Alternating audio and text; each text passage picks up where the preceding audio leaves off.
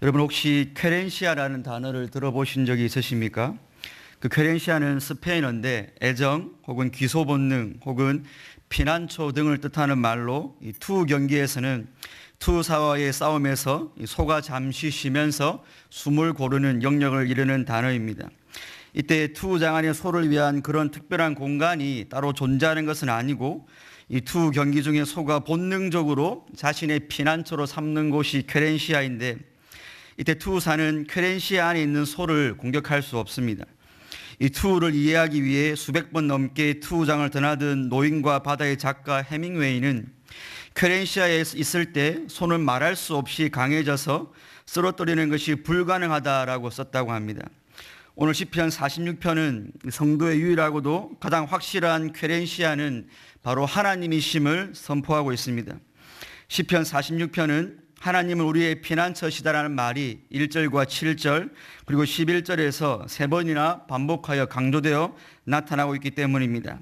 이 시간에 저는 시편 46편을 통하여 하나님께서는 과연 성도에게 어떤 피난처가 되시는지 함께 상고해 보도록 하겠습니다. 첫째로 하나님은 환난 중에 있는 자기 백성을 먼저 찾아가 만나주시고 또 늘 함께 하시는 피난처이십니다. 우리 함께 본문 1절로 7절까지를 합독하시겠습니다. 시작.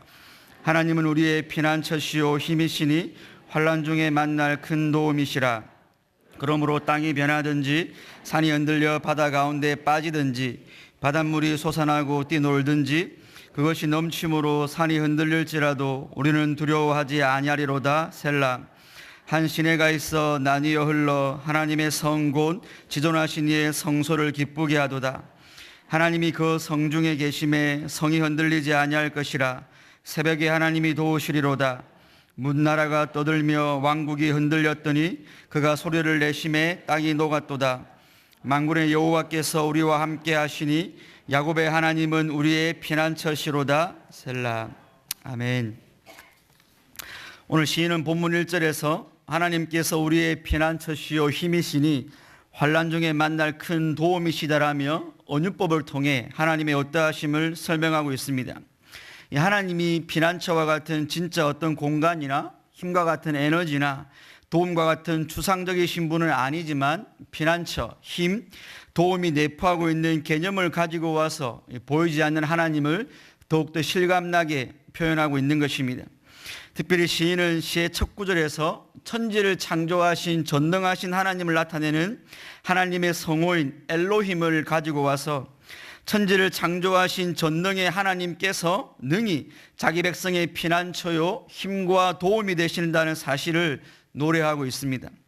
이어지는 2절과 3절은 바로 그 1절의 결과로 주어지는 것으로 그러므로 땅이 변하든지 산이 흔들려 바다 가운데 빠지든지 바닷물이 솟아나고 뛰놀든지 그것이 넘침으로 산이 흔들릴지라도 우리는 두려워하지 아니하리라라고 하였습니다. 시인은 그러므로라는 이유 접속사를 이용하여 하나님의 백성이 두려워하진 이유이자 근거가 바로 하나님께 있음을 수학적인 논증처럼 논리적으로 서술하고 있습니다. 하나에다가 하나를 더하면 둘이 되는 것이 수학적 논증인 것처럼 하나님을 자신의 피난처요 힘과 도움으로 진정으로 고백하는 성도라면 바로 그 자는 하나님 때문에 그러므로 하나님 때문에 두려워하지 않게 된다라는 것입니다.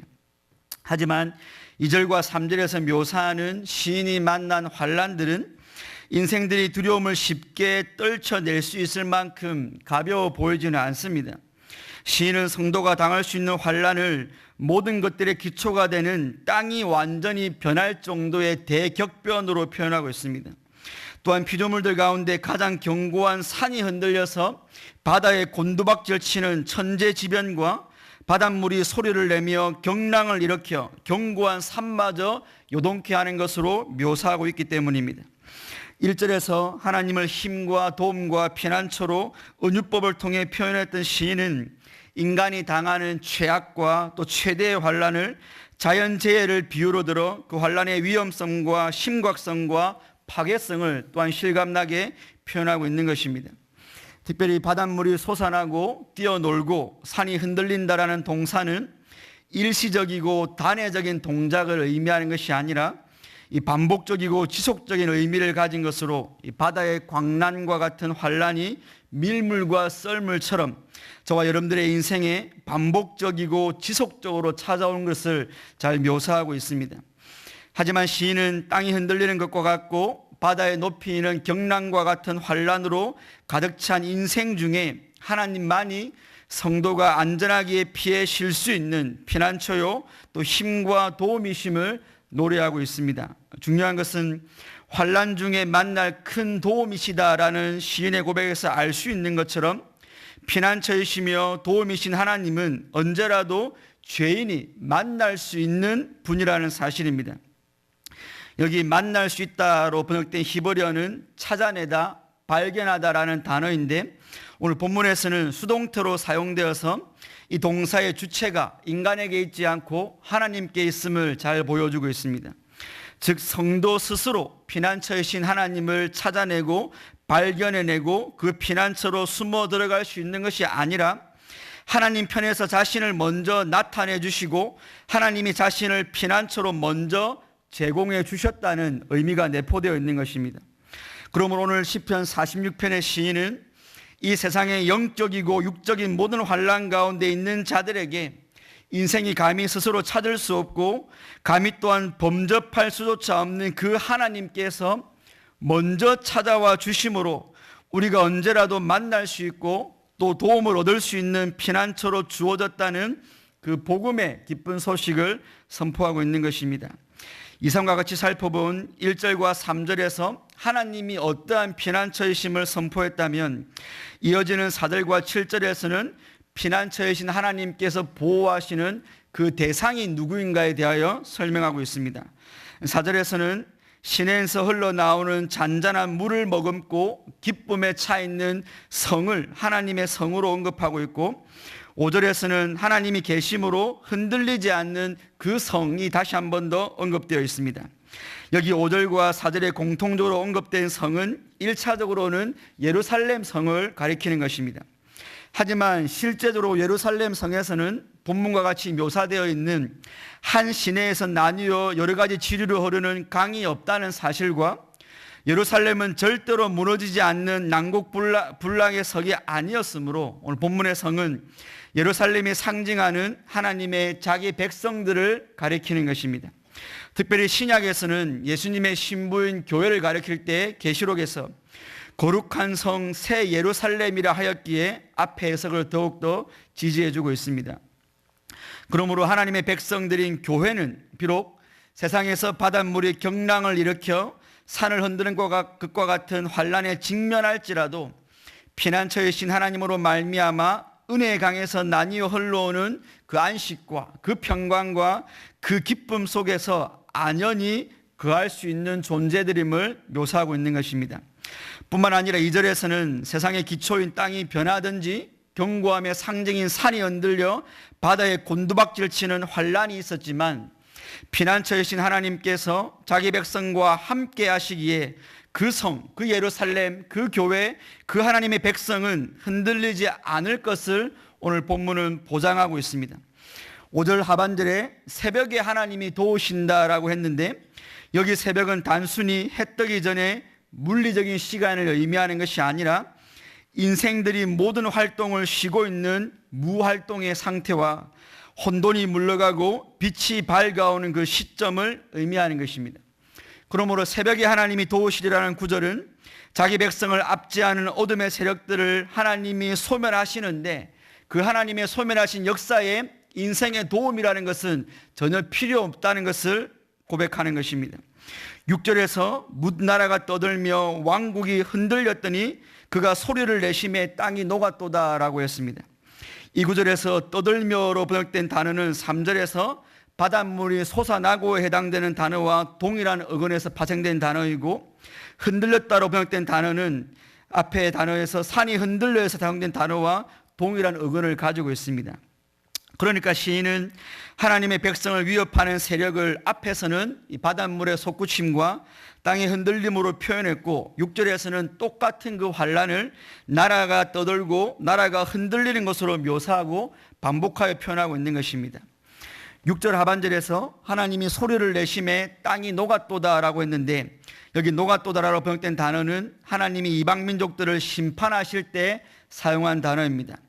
바로 앞 상반절에서 떠들며 흔들어대던 대적들의 기세가 하나님의 위엄 있는 말씀 한마디에 완전히 무기력하게 되어버린 것입니다. 그래서 시인은 7절에서 자기 백성과 함께 하시는 하나님을 만군의 여호와라고 부르고 있습니다.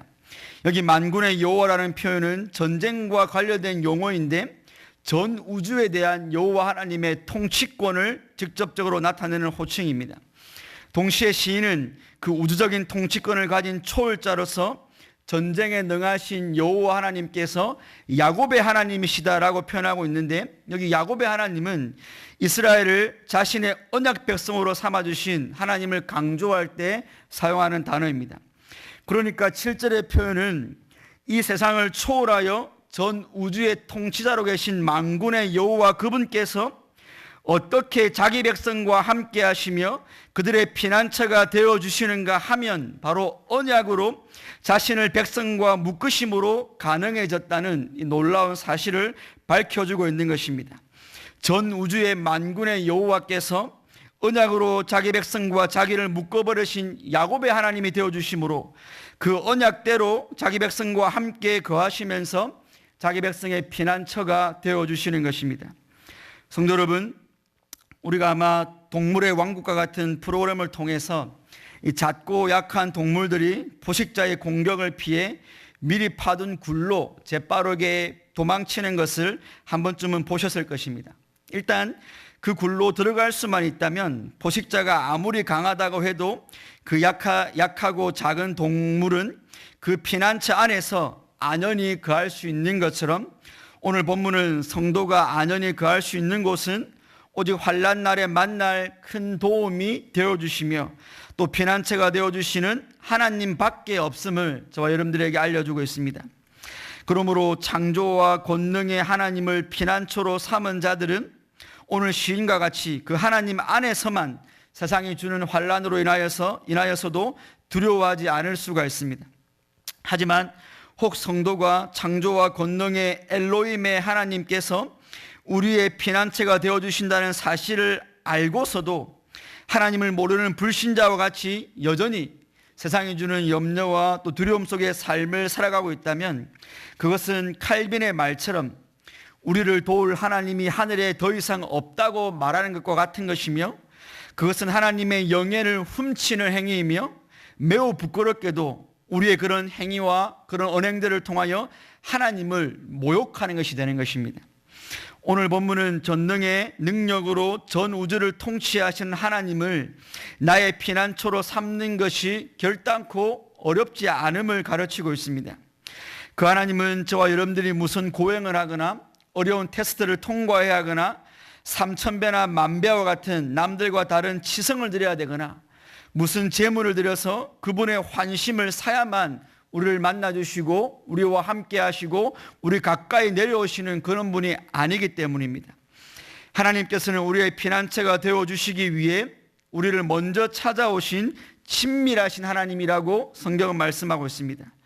그러나 그 하나님의 친밀하심의 정도는 우리가 어려움을 당할 때 간헐적으로 몇 번 찾아와 주시는 정도가 아니라, 하나님께서 교회인 저와 여러분들을 성전 삼고 우리 안에 거하신다라고 성경은 말씀하고 있습니다. 이 눈물골짜기 인생에서 진토와 같은 저와 여러분들이 당할 수 있는 질병과 실패와 염려와 근심과 자연의 재해들과 소외와 상실감과 같은 육신적인 환난뿐만 아니라 지옥의 형벌과 같은 죄로 인한 저주에 둘러싸인 인생들에게 그 모든 환난을 이길 힘과 도움이 되시는 하나님을 언제라도 만날 수 있고, 그 하나님께서 우리를 지켜 보호해 주신다라는 피난처가 되어 주신다는 이 소식이야말로 복음 중에 복음이 아니겠습니까? 따라서 이 하나님을 자신의 피난처로 삼고 살아가는 우리 경양의 성도님들은 우리가 당하는 환난 중에 언제라도 우리를 만나 주실 뿐만 아니라 임마누엘 하시는 만군의 여호와로 인해 그 어떤 환난 중에서도 두려워하지 않고 어떤 환경 가운데서도 안연히 거하시는 그런 은혜가 있기를 주님의 이름으로 축원드립니다. 둘째로, 하나님은 모든 대적을 멸하시고 자기 백성에게 종말론적인 안식을 주시는 피난처가 되십니다. 우리 함께 본문 8절로 11절까지를 합독하시겠습니다. 와서 여호와의 행적을 볼지어다. 그가 땅을 황무지로 만드셨도다. 그가 땅끝까지 전쟁을 쉬게 하시며 활을 꺾고 창을 끊으며 수레를 불사르시는도다. 이르시기를 너희는 가만히 있어 내가 하나님 됨을 알지어다.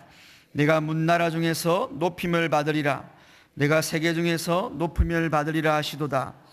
만군의 여호와께서 우리와 함께 하시니 야곱의 하나님은 우리의 피난처시로다. 셀라. 아멘. 오늘 피난처가 되시는 하나님을 찬양하는 이 시편 46편의 노래 2절은 너희들은 오라, 또 너희들은 보라로 직역되는 명령형 동사 두 개를 연이어 사용하여서 여호와의 행적을 와서 직접 확인할 것을 강력하게 촉구하는 것으로 시작하고 있습니다.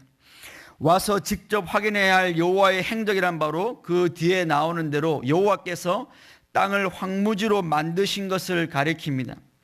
여기 황무지로 번역된 단어는 황무지라는 의미와 함께 공포를 의미하는데, 이 단어는 대부분의 문맥에서 심판으로 인해 야기되는 공포를 강조하는 단어입니다. 이는 하나님께서 당신의 백성을 대적하는 자들과 친히 싸우심으로 그 싸움의 결국이 어떠할 것인가를 생생하게 보여주는 단어라고 할 수 있습니다. 이어지는 구절은 여호와께서 대적들을 심판하시는 것이 단순히 그들에게 공포심을 조장하고 그들을 멸망시키기 위함뿐만 아니라 궁극적으로는 전쟁을 쉬게 함으로 하나님의 백성들에게 진정한 안식을 주시기 위함임을 보여주고 있습니다. 여기 활과 창과 수레는 모두 군사력의 상징이며 전쟁의 도구로서 하나님이 이 모든 것들을 제거하신다는 말씀은 전쟁이 완전하게 종식될 것임을 표현하는 것입니다. 물론 이는 단순히 지역적이고 일시적인 전쟁의 중단이 아니고 9절 상반절에서 나와 있는 것처럼 땅 끝까지라는 표현을 통해서 이 전쟁의 중단은 전 우주적인 것임을 내포하고 있고, 쉬게 하시며로 번역된 단어의 시제 역시 지속적이고 영구적인 안식을 의미하고 있습니다. 그러므로 하나님께서는 땅을 황무지로 만드심으로 자기 백성에게 확실한 승리를 주시어 그 승리로 인해 전 우주적이며 지속적이며 영구적인 안식과 평화를 도래케 하신다라는 것입니다. 사실 세상 역사의 진행 가운데 땅끝까지 전쟁이 없었던 시기는 없었기 때문에 이 구절 역시 궁극적으로 메시아의 영적 전쟁과 메시아로 인한 그 전쟁의 승리와 또 메시아에 의해 도래할 참된 안식과 평화를 예언하는 구절들입니다. 이어지는 11절 역시 이러한 해석을 지지해 주는데, 오늘 11절에서 너희는 가만히 있어 내가 하나님 됨을 알지어다. 내가 문나라 중에서 높임을 받으리라. 내가 세계 중에서 높임을 받으리라 하시도다라고 하였습니다. 하나님께서는 하나님의 보호를 받는 자기 백성과 하나님을 대적함으로 멸망당할 대적자들 모두를 향하여서 너희들 가만히 있으라라고 명령하십니다.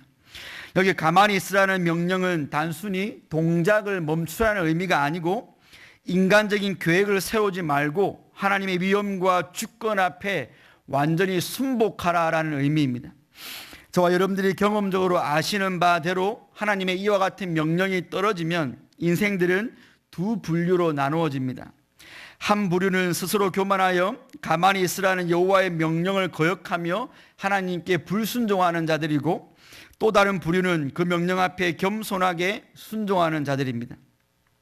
하나님께서는 내가 하나님 됨을 알지어다라고 하심으로 하나님의 위엄과 주권 앞에 경거망동하며 불순종하는 자들은 결국 심판하심으로 하나님의 하나님 되신 위엄과 주권을 그들에게 알게 하실 것이며, 인간적인 계획을 내려놓고 온전히 하나님께 순복하는 자들은 위엄과 주권의 하나님께서 그들을 구원하신 하나님이심을 알게 될 것 모두를 예언하고 계십니다. 종말의 때에 있을 두 부류의 사람들에 대한 명백한 대조는 구약의 선지서에 나타난 종말 예언과도 정확히 일치하고 있습니다. 이사야 13장 9절에서 이 세상 마지막 날에 있을 여호와의 날을 예언하면서 보라, 여호와의 날 곧 잔혹히 분냄과 맹렬히 노하는 날이 이르러 땅을 황폐하게 하며 그 중에서 죄인들을 멸하리라고 하심으로 땅을 황폐하게 하는 것과 죄인들의 멸망이 오늘 시편의 언어와 동일하게 나타나고 있습니다. 이사야 11장 9절에서는 내 산 모든 곳에서 해됨도 없고 상함도 없을 것이니 이는 물이 바다를 덮은 같이 여호와를 아는 지식이 세상에 충만할 것임이라라고 하여 마지막 종말의 때가 되면 악인이든 의인이든 모든 자들이 여호와를 아는 지식으로 충만케 될 것 역시 예언하고 있습니다. 바로 이 예언이 성취되어 하나님의 백성과 멸망당할 자들이 공히 하나님께서 하나님 되심을 똑똑히 알게 될 때에 우리 하나님께서는 문나라와 열방 중에서 높임을 받으실 것입니다. 예전 개역 한글 성경에서는 내가 열방과 세계 중에서 높임을 받으리라 번역했는데 사실 원어 성경에는 이 높임을 받으리라는 단어가 2번 사용되었기 때문에 오늘 개역 개정의 번역인 내가 문나라 중에서 높임을 받으리라, 내가 세계 중에서 높임을 받으리라가 원문을 잘 번역한 잘 반응한 번역이라 할 수 있습니다. 사실 높임을 받으리라는 단어가 중복되기 때문에 한 번만 사용해도 되지만 굳이 이를 반복적으로 사용한 것은 하나님께서 문나라와 세계 중에서 높임을 받으시는 그날이 반드시 도래할 것을 강조하고 있기 때문입니다. 이상의 해석들을 종합해 보면 땅이 황무지가 되는 것, 전쟁이 완전히 종식되는 것, 하나님의 하나님 되심이 모든 피조물들에게 나타나 하나님의 임재가 온 세상을 덮고 하나님 홀로 높임을 받으시는 것 모두는 이 세상 끝날에 있을 종말론적인 사건들입니다. 이와 같이 하나님께서 세상 끝날에 모든 대적들을 멸하시고 하나님의 위엄과 주권을 온 세상에 충만히 드러내실 때 성도는 그 피난처가 되시는 하나님으로 인해 궁극적인 안식을 누리게 될 것입니다. 사실 이 궁극적인 안식을 얻기 전까지는 우리 안에 내재한 죄성과 하나님을 모르는 세상이 가진 구조적인 악과 마지막 때까지 우는 사자와 같이 혈안이 되어 삼킬 자를 찾고 있는 사단의 세력으로 인해 우리는 한숨과 눈물이 가실 날이 없는 순례의 여정을 걸어가야 함을 부인할 수 없습니다. 하지만 오늘 본문이 증거하고 있는 것처럼 성도는 그런 현세의 현실 속에서 현실에 대한 자포자기의 태도나 미래에 대한 막연한 희망 가운데 현실에 함몰되어 살아가는 자들이 아니고 세상의 모든 악을 소멸하시고 자기 백성에게 그 누구도 다시는 침해할 수 없는 영원한 종말론적 안식을 주시는 그 하나님을 피난처로 삼고 살아가는 자들입니다. 그래서 성도는 신앙의 순례 여정 중에도 피난처가 되시는 하나님께서 확실히 보장하시는 그 종말론적 안식에 대한 소망을 소유하면서 순례길을 걸어가는 자들입니다. 히브리서 6장 18절에서 앞에 있는 소망을 얻으려고 피하여 가는 우리로 큰 안위를 받게 하려 하심이라라고 하면서 성도들을 앞에 있는 소망을 얻으려고 피신하여 가는 자들이라고 묘사하고 있는 것도 바로 이 때문입니다. 성도 여러분, 우리는 앞에서 하나님께서 자기 백성을 먼저 찾아오셨을 뿐만 아니라 아예 자기 백성을 성전 삼으시고 거하시면서 모든 환난으로부터 성도를 보호하신다는 사실을 배웠습니다. 하지만 저와 여러분들이 경험적으로 잘 알고 있는 것처럼 하나님께서는 당신의 주권적인 섭리와 여러분들의 유익을 위하여서 자기 백성들에게 의도적으로 환난을 허용하기도 하십니다. 사실 이런 허용된 환난에 대하여서 우리 예수님께서 마태복음 24장 9절에서 그때에 사람들이 너희를 환난에 넘겨주겠으며 너희를 죽이리니 너희가 내 이름 때문에 모든 민족에게 미움을 받으리라고 분명하게 말씀해 주셨습니다. 뿐만 아니라 서머나 교회를 향한 예수님의 말씀에서도 이 같은 사실은 더욱 분명하게 드러나고 있습니다. 우리 예수님은 서머나 교회를 향하여서 내가 내 환난과 궁핍을 안다라고 하시면서 너는 장차 받을 고난을 두려워하지 말라. 볼지어다 마귀가 장차 너희 가운데서 몇 사람을 옥에 던져 시험받게 하리니 너희가 10일 동안 환난을 받으리라고 하시므로 하나님께서 허락하시는 그 환난이 이 세상을 살아가는 성도들에게 반드시 있음을 가르쳐 주셨습니다. 오늘 저와 여러분들도 마찬가지입니다. 우리 모두가 다 피난처 되시는 하나님 안에 거하고 있다 할지라도 서머나 교회처럼 이 천년 왕국 동안에 10일이라는 짧지만 반드시 존재하는 환란의 기간을 통과하게 됩니다. 아니, 우리는 통과하고 있습니다. 이처럼 비록 어떤 요새보다 견고하고 피난처가 되시는 하나님과 함께 거하는 성도라 할지라도 하나님의 결제 사인을 받고 발생하는 현세의 환란을 당할 때 성도는 그 하나님께서 약속하신 종말론적인 안식을 소망하고 기억하면서 현재의 환란을 능히 이길 수 있습니다. 성도가 받을 종말론적 안식은 죄의 모든 세력이 황폐케 되어 그 어떤 대적이 없는 상태에서 주어지는 안식이며 오직 우리의 피난처가 되시는 하나님을 아는 지식과 그분을 향한 온전한 경배 가운데 얻게 되는 영광스러운 안식입니다. 바로 그 궁극적이고 그 영광스러운 안식에 대한 소망을 피난처이신 하나님 안에서 발견한 자들만이 현세에서 여전히 가전 환란의 과정을 통과한다 할지라도 낙심하거나 포기하지 않고 인내하면서 끝까지 좁은 문 좁은 길의 순례 여정을 완주할 수 있을 것입니다. 사실 우리 신앙의 선배들은 현세에서 하나님께서 허락하신, 하나님이 결제하신 환란의 과정을 통과할 때 하나님이 예비하신 보장된 그 종말론적인 안식을 소망하면서 인내하고 또 평안할 수 있었습니다. 250년 전에 활동한 위대한 목회자이며 신학자인 조나단 에드워즈 목사님은 자신과 멀리 떨어진 채 중병에 걸려 고통받는 그의 딸에게 이렇게 편지했습니다. 이 세상에서 광야보다 더 나은 어떤 것을 발견하기를 기대하지 말아라. 연약함과 고통과 어려움 속에서도 이겨내기를 기대하고 주님 안에서 죽은 자들이 모든 노고를 벗어나 안식하고 주님의 기쁨 속에 들어가는 그곳에 갈 때까지 너는 너의 안식의 복을 기다려라 라고 편지했습니다. 성도 여러분, 만약 저와 여러분이 중병에 걸려 생명의 기운이 하루하루 꺼져가고 있을 때, 혹 여러분이 힘과 열정을 쏟아 세운 기업이 하루아침에 망했을 때, 여러분이 사랑하는 가장 사랑하는 사람을 잃었을 때, 인생 그 무엇 하나 내 뜻대로 되는 일이 하나도 없을 때 누군가가 여러분들 곁에 서서 에드워즈 목사님과 같이 이 세상에서의 안식이 아니라 저 내세에서의 안식을 기다리라고 말한다면 과연 그 말이 여러분들에게 진정한 위로와 소망이 될 것이라고 여러분들은 자신 있게 말하실 수 있습니까? 사실 제가 언젠가 이 조나단 에드워즈 목사님께서 중병에 걸린 딸에게 보낸 이 편지를 보고 성도님들과 함께 이 귀한 내용을 나눠야겠다고 그 편지를 저장해 놓았을 때는 딸에게 그런 편지를 써보낸 에드워즈 목사님의 신앙에만 집중했습니다.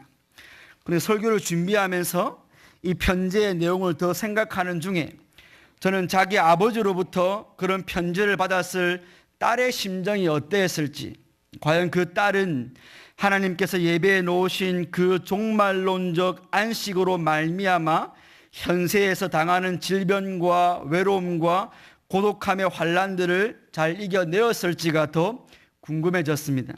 왜냐하면 피난처이신 하나님께서 세상 끝날에 주실 참될 안식이 있다는 사실을 단순히 머리로 아는 것과 그 하나님이 오늘 나에게 실질적이고 심정적인 위로와 소망이 진짜 되고 있느냐는 전혀 다른 차원의 문제이기 때문입니다. 환난 당하는 성도의 하늘 아버지시며 피난처이신 하나님께서 오늘 시편 46편 8절로 11절의 본문을 통해 저와 여러분들에게 편지를 써주셨습니다. 내 사랑하는 아들 딸들아, 내가 모든 대적들을 완전히 멸하여 그들의 땅을 황폐케 만들 것이다. 그때에 전투하는 지상교회인 너희들은 그 전투를 그치고 참된 힘을 얻을 것이며 바로 그때에 내가 너의 눈물을 닦아줄 것이다. 그러니 너희는 너의 모든 생각과 주권을 내려놓고 참된 피난처인 나만 의지함으로 내 영광을 목도하고 나만을 경외해라. 내가 온 피조물로부터 높임을 받는 그날이 올 때까지 인내해라 라고 말입니다.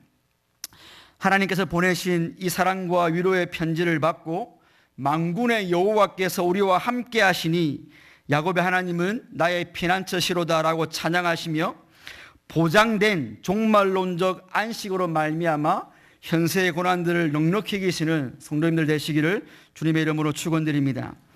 성도 여러분, 그리고 오늘 헌신을 재확인하시는 제61에서 63여전도회 회원 여러분, 시편 46편을 기록한 시인은 46편 전체에서 거듭거듭 우리라는 표현을 사용하여 하나님을 피난처로 삼고 그분의 도우심을 체험하는 것은 어떤 한 개인 성도의 전유물이 아니라 하나님 백성 전체의 것임을 선언하고 있습니다. 하지만 성도 여러분, 우리는 진지하게 오늘 시인이 언급한 우리라는 1인칭 복수 대명사에 우리 각자가 진짜 포함되어 있는지 진지하게 고민해 볼 필요가 있습니다. 즉 하나님의 백성이라 자처하는 여러분들의 가장 확실한 피난처가 하나님이시라고 그 누구 앞에서도 자신 있게 우리 모두가 다 고백할 수 있는가에 대한 심사숙고가 필요한 것입니다. 여러분의 진짜 쾌렌시아는 어디입니까?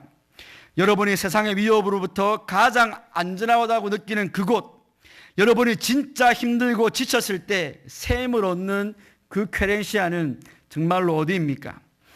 여러분들이 피난처 대신 하나님 안으로 피해 숨었을 때, 그것이 여러분이 성경을 읽을 때든 예배를 드릴 때든 기도할 때든 하나님 안으로 피해 숨었을 때 여러분들은 옛 원수 마귀는 이때도 힘을 써 모략과 권세로 무기를 삼으니 천하에 누가 당하랴라고 고백하며 무기력해 있던 여러분의 영혼에 힘있는 장수 나와서 날 대신하여 싸우네. 이 장수 누군가? 주 예수 그리스도 만군의 주로다. 당할 자 누구랴? 반드시 이기리로다라는 그 쾌렌시아에서 그 새로운 활력이 솟구쳐 오려고 있습니까? 성도 여러분, 기억하십시오. 투장 안에 있는 투사가 소가 바로 그 쾌렌시아로 들어가 힘을 얻으며 다시 싸울 힘을 회복하지 못하게 그 길목을 차단해야 하는 것처럼 우리 대적 마귀는 여러분들이 여러분들의 영혼의 활력을 얻는 그 피난처 되신 하나님 안에서 새 힘과 소망을 얻지 못하도록 여러분들의 쾌렌시아로 가는 길목을 유혹과 질병들과 여러 가지 환란들로 막고 있다는 사실을 말합니다. 적어도 그 소가 쾌렌시아에 있을 때만큼 아무리 유용한 투사도 소를 공격하지 못하는 것처럼 저와 여러분들이 하나님의 피난처 안에 거하는 성도가 될 때에는 마귀가 머리털 하나도 여러분들을 건드릴 수 없기 때문에 마귀는 갖가지 방법을 동원하여 여러분들이 일단은 그 피난처 안으로 숨어 들어가지 못하도록 보이지 않게 막고 있기 때문입니다. 그러나 일단 여러분들이 언제나도 찾아 만날 수 있고, 아니 우리와 아예 함께 해버리신 하나님을 피난처로 삼고 그분만을 의뢰한다면 마귀가 주는 그 어떤 현세의 환란이나 고통도 여러분들을 파괴시키거나 무너뜨릴 수 없을 것입니다. 혹 하나님의 선하신 뜻 가운데 우리의 평생을 괴롭히는 환란들이 현세에서 우리에게 주어진다 할지라도 하나님께서 보장하시는 종말론적 안식을 소망하는 성도는 그 현세의 환란들을 능히 이겨낼 수 있을 것입니다. 이 은혜와 이 복을 주신 하나님을 깊이 체험하심으로 만군의 여호와께서 나와 함께 하시니 야곱의 하나님은 나의 하나님이시더라라고 고백하고 그런 은혜를 날마다 체험하시는 복이 있기를 주님의 이름으로 축원드립니다.